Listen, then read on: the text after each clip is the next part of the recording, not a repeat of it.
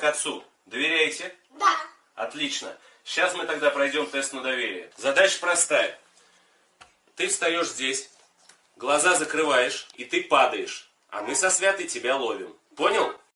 Все, закрывай глаза. Закрывай глаза. Считаю до 3. Итак, 1, 2, 3. Падай.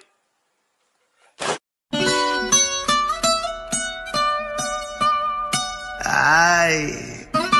Fonsi. DY. Oh, oh no, oh no.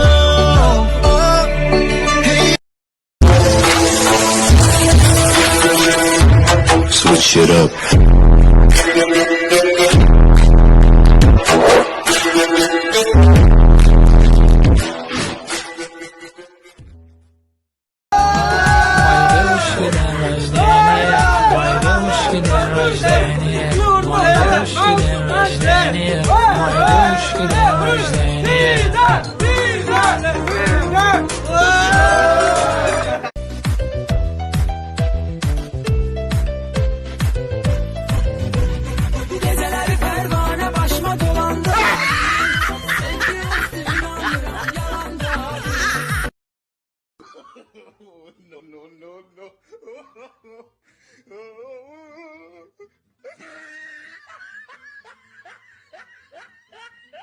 Fucking hoes and popping pills, man, I feel it's like a rock star.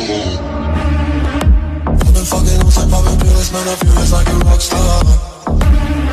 All my brothers got that gas and they always be smoking like a rock star.